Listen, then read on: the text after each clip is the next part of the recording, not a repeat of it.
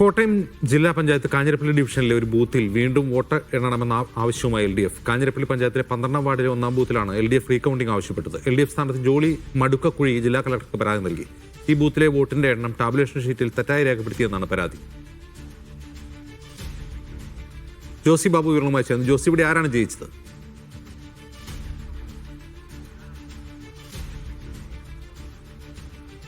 അജിംസ്, ഇവിടെ UDF ആണ് ജയിച്ചത്. ഇതിന് പിന്നാലെയാണ് ഇപ്പോൾ LDF ജില്ലാ കളക്ടർക്ക് പരാതി നൽകിയിരിക്കുന്നത്. കാഞ്ഞിരപ്പള്ളി പഞ്ചായത്തിലെ 12ാം വാർഡിലെ 1ാം ബൂത്തിലാണ് LDF റീകൌണ്ടിംഗ് ആവശ്യപ്പെട്ടിരിക്കുന്നത്. LDFന്റെ സ്ഥാനാർത്ഥി ജോളി മടുക്കക്കുഴിയാണ് ജില്ലാ കളക്ടർക്ക് പരാതി നൽകിയിരിക്കുന്നത്. കേരള കോൺഗ്രസ് മാണി വിഭാഗത്തിന്റെ നേതാവാണ് ജോളി മടിക്കക്കുഴി. അവിടെ ജോസോ വിഭാഗമാണ് ജയിച്ചത്. ഈ ബൂത്തിലെ വോട്ടിന്റെ എണ്ണം ടാബുലേഷൻ ഷീറ്റിൽ തെറ്റായി രേഖപ്പെടുത്തിയെന്നാണ് പരാതിയിൽ പറയുന്നത്.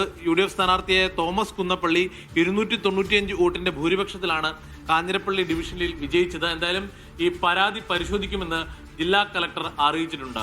അജിംസ്.